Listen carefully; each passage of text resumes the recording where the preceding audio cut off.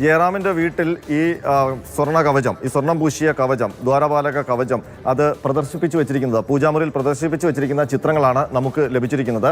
ഈ ചിത്രങ്ങളിൽ കാണാം, ഇതാണ് ജയറാമിൻ്റെ പൂജാമുറി.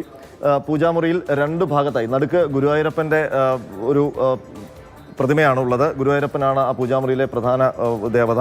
ആ ഗുരുവായൂരപ്പൻ്റെ രണ്ട് ഭാഗത്തായിട്ടാണ് ഈ സ്വർണ്ണ കവചങ്ങൾ അടുക്കി വെച്ചിരിക്കുന്നത്. നമുക്ക് കാണാം ഇത് എങ്ങനെയാണോ ശബരിമലയിൽ ശ്രീകോവിലിൻ്റെ ഇരുവശവും ഈ കവചങ്ങൾ ഈ അണിയിക്കുന്നത്, ദ്വാരപാലക ശില്പങ്ങളിൽ അണിയിക്കുന്നത്, അതുപോലെ തന്നെ അടുക്കി വെച്ചിരിക്കുകയാണ്. മാത്രമല്ല അതിനൊരു മുഖവും, ഒരു ഡമ്മി മുഖവും കൊടുത്തിട്ടുണ്ട് ആ മുഖം വരുന്ന ഭാഗത്ത്. അപ്പോൾ ഇത് ഒരു നമുക്ക് ജയറാമിൻ്റെ വാദം പരിഗണിക്കുകയാണെങ്കിൽ സ്മാർട്ട് ക്രിയേഷൻസിൽ നിന്ന് ശബരിമലയിലേക്ക് കൊണ്ടുപോകുന്ന വഴി ഒരു മാരുതി ഓംനി വാനിൽ ഓടി ജയറാമിൻ്റെ വീട്ടിലേക്ക് കൊണ്ടുവന്ന് ഒരു 15 മിനിറ്റ് കൊണ്ട് ഇങ്ങനെ അടുക്കാൻ കഴിയുമോ?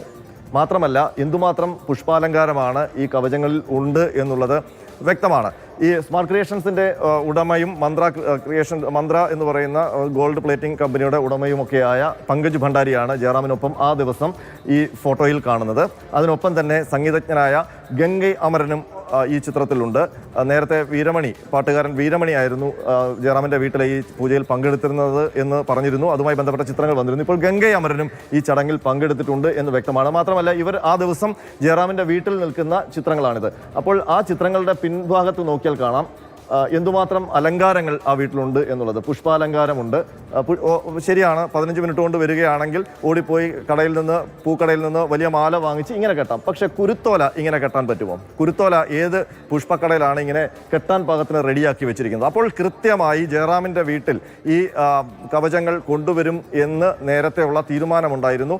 മാത്രമല്ല കുറച്ചധികം സമയം എടുത്തുള്ള പൂജയാണ്, കൂടുതൽ ആൾക്കാരെ വിളിച്ചു വരുത്തിയുള്ള പൂജയാണ് എന്ന് ഈ ചിത്രങ്ങൾ തന്നെ സംസാരിക്കുന്നുണ്ട്. മാത്രമല്ല ഇവിടെ ഒരു ഉരുളി കാണാം, ഈ ഭാഗത്തൊരു ഉരുളി കാണാം. ആ ഉരുളിയിൽ ഭക്ഷണ സാധനങ്ങൾ റെഡിയാക്കി വെച്ചിരിക്കും. അപ്പോൾ അതിൻ്റെ കൂടെ ഒരു ഭക്ഷണ വിതരണം കൂടി ഉണ്ടായിരുന്നു എന്ന് മനസ്സിലാക്കാം. ഈ കുരുത്തോല കാണാം. ഈ കുരുത്തോല ഇങ്ങനെ അലങ്കരിക്കണമെങ്കിൽ കുരുത്തോല വാങ്ങിക്കൊണ്ടുവന്ന് അത് ഈ രൂപത്തിൽ നിർമ്മിച്ച് അത് കെട്ടി തൂക്കിയൊക്കെ വേണം. അതിന് സമയമെടുക്കും.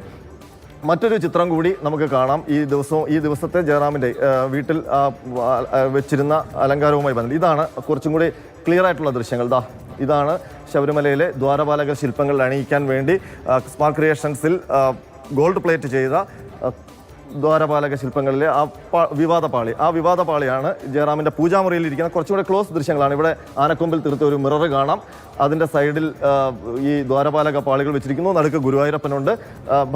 പങ്കജ് ഭണ്ഡാരിയും ജയറാമും നിൽക്കുന്ന ദൃശ്യം കാണാം. അതിൻ്റെ തൊട്ടു പിന്നിൽ ഇതേ പൂജാമുറിയുടെ മുന്നിൽ നിന്നാണ് ഈ ചിത്രങ്ങൾ എടുത്തിരിക്കുന്നത്. പിന്നിൽ ആനക്കൊമ്പിൽ തീർത്ത കണ്ണാടിയുണ്ട്. ദ്വാരപാലക ശില്പങ്ങളുടെ ഈ ഭാഗം ഇവിടെയും കാണാം. മറ്റ് ചിത്രങ്ങളും അതിൽ കാണാം. അപ്പോൾ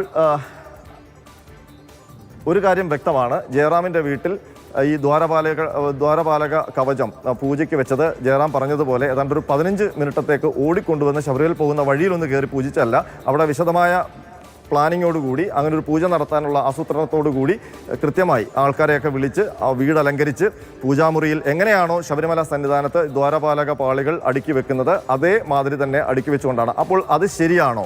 അങ്ങനെ ഒരു തീരുമാനമെടുത്തത് ശരിയാണോ എന്നുള്ളത് അയ്യപ്പ ഭക്തർക്ക് മുന്നിൽ മാതൃഭൂമി ന്യൂസ് വെക്കുകയാണ്. ഇനി മറ്റൊരു കാര്യം കൂടി, ഇത് മാത്രമല്ല, ഈ ദ്വാരപാലക കവചം അത് ബംഗളൂരുവിലും എത്തിച്ചു എന്നുള്ളതിൻ്റെ ഒരു സംശയിക്കാവുന്ന തെളിവ് മാതൃഭൂമി ന്യൂസിന് ലഭിച്ചിട്ടുണ്ട്. അത് അടുത്ത ചിത്രം കാണുമ്പോൾ വ്യക്തമാകും. ഇത് ദ്വാരപാലക ശില്പങ്ങൾ കണ്ടില്ലേ? ഇത് വെച്ചിരിക്കുന്ന ചിത്രം ഇത് ബംഗളൂരുവിലെ ഒരു വീട്ടിൽ ഇതേപോലെ ഇത് പ്രദർശനത്തിന് വെച്ചു, പൂജയ്ക്ക് വെച്ചു എന്നുള്ളതാണ് ലഭിച്ചിരിക്കുന്ന വിവരം. അങ്ങനെ സംശയിക്കാവുന്ന ഒരു ചിത്രമാണ്. മാത്രമല്ല ഇത് ഇപ്പോൾ ഈ ഉണ്ണികൃഷ്ണൻ പോറ്റിയുടെ സുഹൃത്തെന്ന് അദ്ദേഹം അവകാശപ്പെടുന്ന ഈ വിവാദത്തിൽ ഉൾപ്പെട്ട വ്യവസായിയായ വിനീത് ജെയിൻ്റെ വീട്ടിലാണ് എന്നുള്ളൊരു സംശയമാണ് ഉയരുന്നത്. അതിന് കാരണം ഇവിടെ ഒരു ജെയിൻ മതവിഭാഗക്കാർ ഉപയോഗിക്കുന്ന ഒരു സ്വീറ്റ്സ് ഇതിൻ്റെ താഴെ ഈ പ്രസാദമായി വെച്ചിട്ടുണ്ട്. അപ്പോൾ അത് ബംഗളൂരുവിൽ, കർണാടകയിലാണ് ഇത് കൊണ്ടുവന്നത് എന്ന് സംശയിക്കുന്നു. മാത്രമല്ല ഇത് ശബരിമലയിൽ നിന്ന് 2019 ആദ്യം എടുത്തുകൊണ്ടുപോയ അതായത് വിജയമല്യ സ്വർണം പൂശിയ ആ ഒറിജിനൽ സ്വർണ്ണപ്പാളിയാണോ എന്നുള്ളൊരു സംശയവും ഈ ചിത്രം ജനിപ്പിക്കുന്നുണ്ട്. ഇത് സംബന്ധിച്ച് ദേവസ്വം വിജിലൻസ് ആണ് വിശദമായ അന്വേഷണം നടത്തിക്കൊണ്ടിരിക്കുന്നത്. അവരാണ് ഇതിൻ്റെ ആധികാരികത കണ്ടെത്തേണ്ടത്. ഏതായാലും ഈ സ്വർണ്ണപ്പാളിയുമായി ബന്ധപ്പെട്ട് പ്രദർശനം നടത്തി എന്ന് തെളിയിക്കാവുന്ന 2 സ്ഥലങ്ങളിലെ ചിത്രങ്ങളാണ് മാതൃഭൂമി ന്യൂസ് ഇപ്പോൾ പ്രേക്ഷകർക്ക് മുന്നിൽ വെക്കുന്നത്. ഒന്ന് ജയറാമിൻ്റെ വീട്ടിൽ വെച്ചിരിക്കുന്ന ഈ ചിത്രം, അത് ജയറാം പറഞ്ഞതുപോലെ 15 മിനിറ്റ് നേരത്തേക്ക് ഓടിക്കൊണ്ടുവന്ന് വെച്ചതാണോ എന്ന് ഈ ചിത്രങ്ങൾ കണ്ടാൽ തന്നെ പ്രേക്ഷകർക്ക് തീരുമാനിക്കാവുന്നതാണ്, അയ്യപ്പഭക്തർക്ക് തീരുമാനിക്കാവുന്നതാണ്. ഇത് കാണുമ്പോൾ തന്നെ അറിയാം എങ്ങനെയാണോ ശബരിമലയിൽ ആ പാളികൾ വെക്കുന്നത് അതേപോലെ അലങ്കരിച്ചാണ് പുഷ്പാലങ്കാരവും ആ വീട് മുഴുവൻ അലങ്കാര പണികളും ഒക്കെ ആയിട്ടാണ് വെച്ചിരിക്കുന്നത്. അപ്പോൾ അത് ഒരു തീരുമാനത്തിന്റെ അടിസ്ഥാനത്തിൽ അല്ലെങ്കിൽ മുൻകൂട്ടിയുള്ള ഒരു ആസൂത്രണത്തിന്റെ അടിസ്ഥാനത്തിൽ തന്നെയാണ് കൊണ്ടുവന്നത് വ്യക്തമാണ്. രതീഷ്.